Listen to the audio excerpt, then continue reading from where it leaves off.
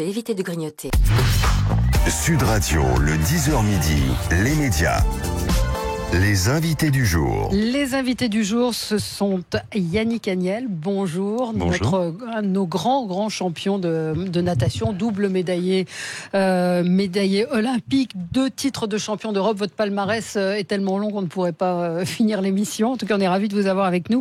Vous êtes le nouveau consultant natation de France Télévisions et Alexandre Boyon. Bonjour. Bonjour Valérie. Les téléspectateurs de France Télévisions vous connaissent et évidemment, vous êtes à la manœuvre sur France Télévisions et vous êtes vous-même, j'ai découvert ça dans votre biographie, un ancien sportif de haut niveau. Oui, alors très ancien, oui. C'était dans un autre millénaire. Non, mais quand même, l'aviron à haut niveau, champion de France en 88-89. 1900 quand même, je précise. Oui, c'était quand même au siècle dernier. Oui. Alex, alors dites-nous, Yannick Agnel, comment on passe de champion de natation à commentateur sportif ? Assez naturellement. En fait, je trouve ça sympa d'avoir l'occasion, pour le coup donné par France Télé, mais de vivre son sport d'une autre façon, de passer même par une autre porte quand on arrive à la piscine, et puis d'avoir l'occasion de rendre un petit peu ce qu'on m'a donné d'une autre façon, de soutenir mon équipe, mes amis qui sont en équipe de France, qui ont mon âge. Ouais. Donc on prend un peu, je dis souvent, je suis passé rapidement de jeune con à vieux con. Et c'est vrai qu'il y a un peu de ça. Donc, parce que grand con c'était déjà fait. Grand con c'était déjà fait. Ouais. Mais ouais, c'est cool quoi. Ouais, c'est cool. C'est une belle expérience. Alors vous avez pris des cours, des entraînements, vous avez essayé ou vous y allez un peu? Non, j'apprends des meilleurs. Hein. Je suis avec Alexandre, je suis sous tutelle. Ouais. En liquide exclusivement. Voilà. Mais sinon, vous y allez sans formation comme ça?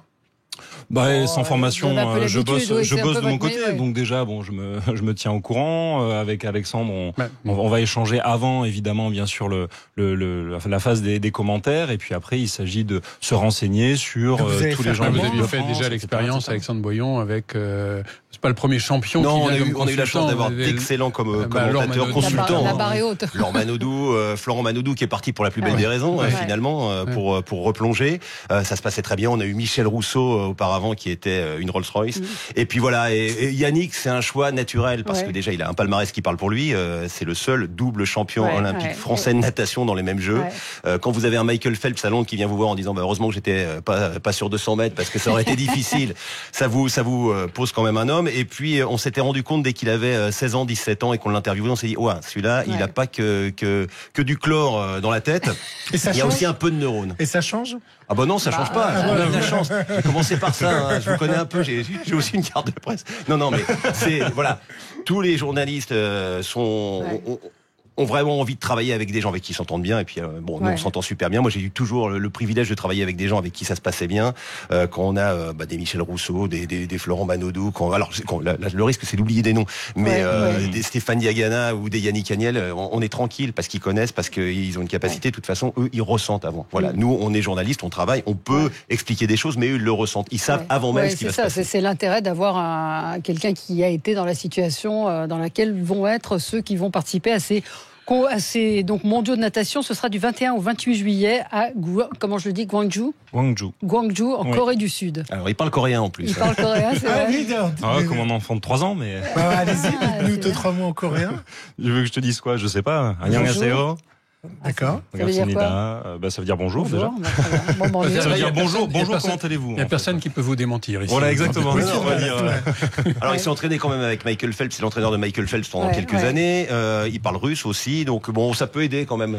Vous avez hésité ou ça vous a tout de suite emballé, Yannick Agnel? Non, ça m'a tout de suite emballé. Alors j'ai pris mon temps avant de revenir à la natation, et je voulais que ce soit fait d'une certaine façon, de bonne manière, et que j'ai envie d'y aller, que j'y retourne avec passion aussi. C'était très important, et je suis content de pouvoir le faire avec Alexandre en plus, qui est avec quelqu'un avec qui on s'entend bien depuis des années, on se connaît depuis des années, on se côtoie, et puis voilà. Mais j'avais besoin d'abord de couper un petit peu, de me recentrer, de réapprendre. Quand on arrête sa carrière, c'est toujours difficile de comprendre à nouveau ce dont on a envie, ce dont on a besoin, de se redonner un fil rouge. Et puis je suis content que que celui-là passe par du commentaire, de natation. Soutien à toute l'équipe de France de natation. Allez. On va essayer de faire lever un peu les gens de leur canapé, ce serait cool. On se retrouve dans un instant, mais vous allez nous dire effectivement si on a des chances de se lever de notre canapé avec ceux qui vont y participer. Donc ce sera retransmis sur France O et France 3 du 21 au 28 juillet. On se retrouve dans un instant sur Sud Radio avec Yannick Amiel et Alexandre Boyon. À tout de suite. Sud Radio, 10h midi, Valérie Expert.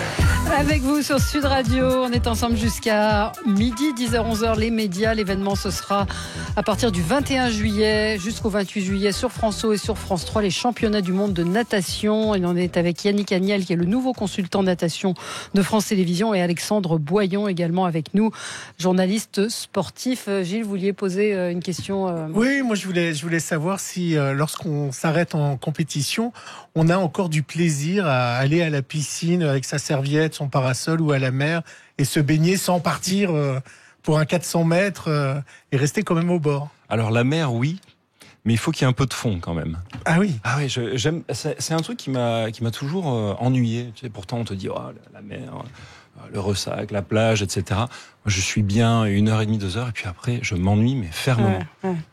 J'ai besoin. Il faut vraiment que le bouquin soit bon. Ou alors qu'il y ait des raquettes de plage à côté et que je commence à me dépenser, parce que sinon ça m'ennuie, quoi. Ou que Pamela alors, Anderson arrive en courant, non. Oh là, je pense qu'elle a autre chose à penser en ce moment. Elle est libre. Et la piscine ? J'y retourne avec plaisir, mais par contre, je me lève pas tous les matins à 5h30 en me disant chouette, je vais aller me faire 2h30 d'entraînement, quoi. Ouais. Alors, racontez-nous un petit peu ce qu'on va voir sur France Télévisions donc pendant ces mondiaux. Donc France O et France Télévisions qui vont diffuser les épreuves. Exactement, parce qu'on va jouer la complémentarité dans la mesure où il y a également la dernière semaine du Tour de France, qui est un événement attendu par tous les spectateurs. Donc c'est ça qui bloque, parce que habituellement c'est diffusé sur France 2 tout ou France 3. Là, c'est mais on a vraiment voulu être présent.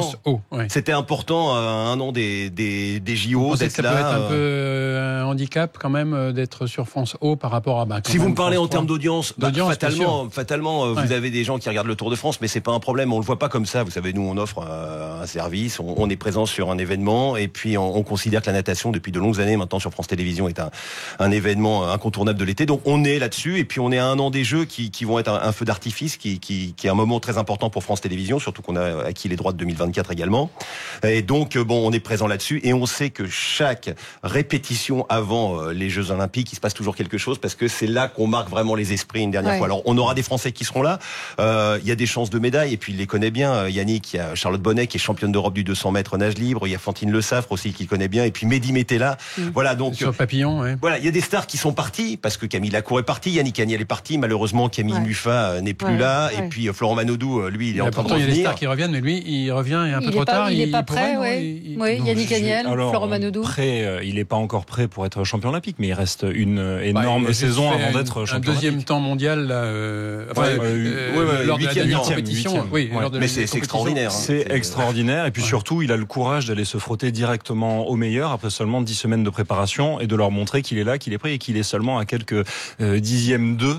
Donc je pense que pour moi tous les voyants sont verts de son côté pour l'année prochaine, et même qui sont les principaux concurrents qui sont les plus forts aujourd'hui à part la France. Un Américain qui s'appelle Caleb Dressel pour le coup. Vous l'avez dans le communiqué de presse, vous dites les deux torpilles.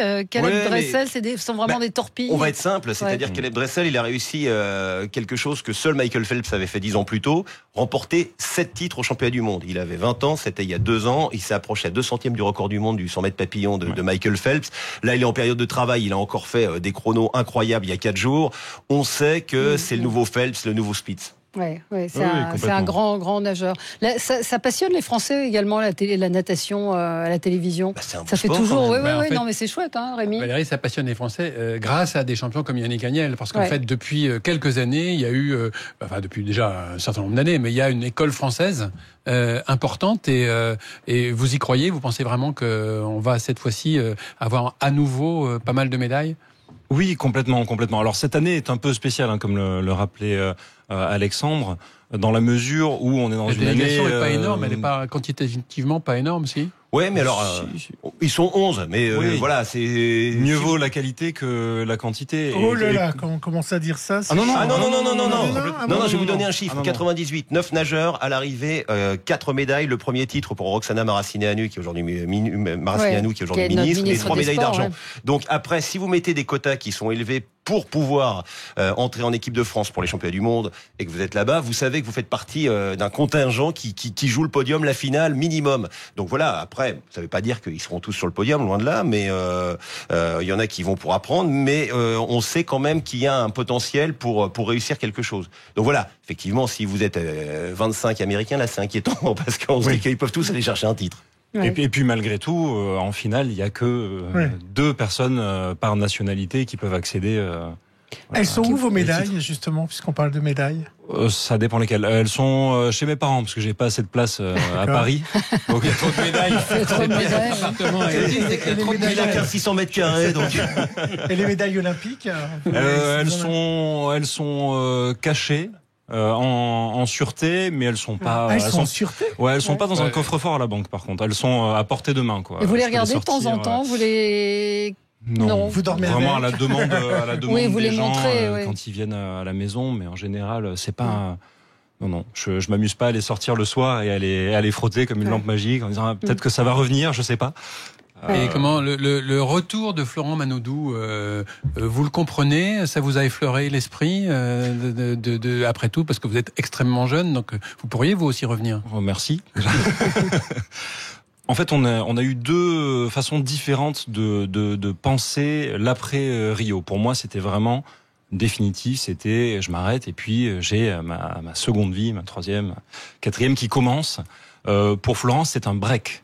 Florent a jamais dit qu'il voulait arrêter définitivement la natation. Il s'est dit je vais faire un peu de hand, je vais faire un peu de cinéma, et puis advienne que pourra, et je reviendrai quand j'aurai le sentiment que vraiment j'aurai à nouveau envie d'en découdre avec les meilleurs mondiaux. Ce qu'il a fait à ce moment-là, et il le fait suffisamment en amont, je trouve, pour pouvoir être performant, notamment pour les Jeux Olympiques de Tokyo l'année prochaine. Donc, on a vraiment eu 2 parcours différents, à ceci près que je trouve que Florent a une intuition qui est assez incroyable, que moi j'ai rarement eu dans ma vie. J'ai toujours été plutôt à foncer la tête dans le mur et me dire tiens, ça fait mal. Florent a eu la décence et l'intelligence de s'arrêter un peu avant et de dire je vais laisser Yannick Haney aller dans le mur, je vais voir si ça fait mal. Voilà, c'est ça. Et Florent a toujours eu cette intelligence de s'arrêter au bon moment, de savoir dire non quand il avait envie de dire non, et de pouvoir y retourner quand il avait envie d'y retourner, et pour les bonnes raisons, parce que pas tous les retours sont faits de la bonne façon, et notamment dans un sport comme la natation qui est relativement complexe, où il faut s'entraîner des heures et des heures par jour, donc mieux vaut avoir envie d'y aller et d'en découdre. Oui. Vous allez faire quoi à côté, comme métier ou autre? Vous allez c'est une bonne question. La reconversion, j'ai envie de faire plein de choses. La télé. Un de mes démons, pourquoi pas? Pourquoi pas? Télé, radio, peu importe. Mais c'est un de mes démons pendant que j'étais en live là. La pression sur les épaules. Oui, vous disiez un de vos démons. Un de mes démons entre guillemets pendant ma carrière de nageur, ça a été de faire une seule chose pendant 6 à 8 heures par jour, et de rentrer chez moi et de rien pouvoir faire d'autre de mes journées, parce que j'étais lessivé. Au sens propre. Au sens propre comme au figuré. Et maintenant, j'ai le choix en fait. J'ai le choix, et alors c'est une grande chance qu'on a quand on a glané quelques titres mondiaux, etc. Les portes s'ouvrent un peu plus facilement parfois, et maintenant, une fois que les portes sont ouvertes, il faut faire ses preuves, il faut travailler comme tout le monde. Donc vous avez plein de milieux à la fois. Pas de passion, pas une envie. Plein de choses. J'en ai plein. J'ai l'écriture. D'ailleurs, pour ne rien vous cacher, j'avais même, il y a quelques mois de ça, écrit quelques chroniques sportives. Que j'avais envoyé dans une autre radio, etc. On m'a dit c'est super, etc. Et on m'a jamais rappelé. Donc si ça se trouve, c'est que vraiment les gens trouvaient que c'était nullissime. Dans les médias, il y a des oui qui veulent dire non. Ça, mais j'ai plein d'idées, j'ai plein d'envies. qu'elle soit médiatique ou vous non. pourriez par exemple commenter d'autres sports que la natation, ça vous tente? Il faut avoir un certain œil d'expert et être une bible du sport que je ne suis pas, comme Alexandre. Après, il faut être Alexandre.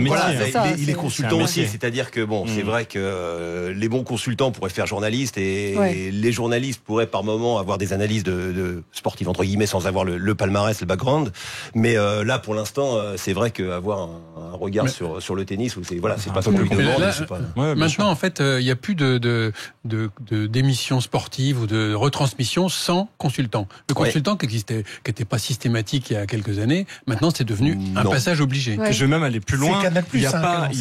Non, c'est pas Canal+. Alors, télévision, attention.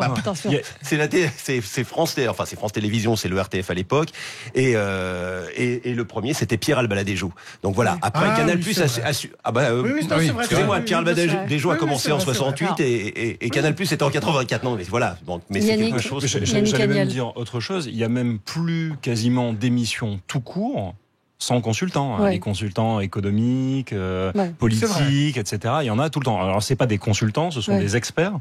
Qui sont peut-être moins experts que vous en général. Moins experts que vous surtout. Oui, moi je suis la reine. Je suis la reine. On va rire. Et alors vous savez, quand on tape votre nom sur Google, donc les choses qui viennent le plus, c'est la taille. Combien vous mesurez? Ouais. Combien vous mesurez? Vous nous le dites? 2,02 m. 2,02 m. Sans talonnette. Après, il y a copine, compagne, femme. Tant qu'il n'y a pas nu ou à poil, ça va. Non, il n'y a pas nu ni à poil. Donc, il y a beaucoup d'interrogations sur votre vie sentimentale. Et puis, il y a roman. Oui, parce que j'ai sorti un roman il y a quelques jours. Est-ce que vous aimez écrire et lire? Ah bon, mais je ne savais pas. Oui. Une passion pour la lecture. Non, mais c'est inspiré de votre adolescence, c'est ça? Oui, très largement, très romancé. Yannick, j'ai une question entre garçons comme ça. Est-ce qu'on a des problèmes de peau avec le chlore? Est-ce qu'on a des problèmes? On a la peau très sèche, oui, inévitablement, et des problèmes capillaires aussi. Il y a beaucoup de nageurs qui ont les cheveux absolument brûlés. Et les sourcils aussi. Et les sourcils aussi. Une fois, ouais. Parce qu'avec Alexandre, une fois, on s'était rendu aux États-Unis, à Atlanta, et on avait fait 2 semaines de préparation dans une piscine qui était traitée avec un produit vert toxique véritablement, et j'étais ressorti après ces 2 semaines sans sourcils. Incroyable. Et comment vous êtes venu à la nage? Juste, on commence par le début, mais peut-être. Je ne sais pas, mais en tout cas, les résultats étaient au rendez-vous. Donc. Comment vous avez eu envie de devenir nageur? Ça s'est fait naturellement. 100 fois la question, j'ai commencé la natation en ayant 8 ans parce que je devais apprendre à nager, parce que mes parents faisaient construire une piscine. J'habitais à Nîmes, dans le Gard, et donc voilà, ça s'est fait assez naturellement. On m'a posé la question, est-ce que je voulais faire plutôt la natation en loisir ou en compétition, et tous mes petits camarades étaient dans le groupe compétition. Donc je suis parti dans le groupe compétition, et en fait petit à petit tout s'est enchaîné. Vous avez gagné. Voilà. Le livre effectivement qui vient juste de sortir 19 juin 2019, donc fallait nous le dire, on le savait pas, on n'a pas fait notre boulot de journaliste. Yann, ça s'appelle Yann, donc et c'est un roman graphique ou c'est non, c'est un roman parce que la couverture est assez jeunesse, voilà, c'est ça, avec Pascal Rutter, donc c'est Yann donc qui raconte votre histoire pour tous ceux qui sont fans. C'est le mois de la reconnexion avec la natation et la reconnexion avec le sport plus généralement. Donc je suis content que tout ça puisse avoir lieu en même temps, et puis j'ai vraiment hâte d'être dans un mois à Gwangju pour les championnats du monde. Et 21 au 25 juillet, ce sera en 28, direct du 21, qu'est-ce que j'ai dit, au 28 juillet, voilà, les événements sportifs sont sur France Télévisions, vous me direz pas le contraire. Non. Alexandre Boyon, il va y avoir le Tour de France, il va y avoir le championnat d'athlétisme également, non? Doha, oui, pour la première fois au mois de septembre. En septembre. 28 septembre aussi. À cause des chaleurs, c'est ça. Et puis 21 au 28 juillet, donc Gwangju, j'ai du mal à le dire, décidément, avec Yannick Agnel, nouveau consultant natation de France Télévisions. Et des médailles. Merci Alexandre Boyon. Beaucoup. Des médailles. Merci d'être passé par Sud Radio ce matin. On se retrouve dans un instant. On va parler séries. À tout de suite.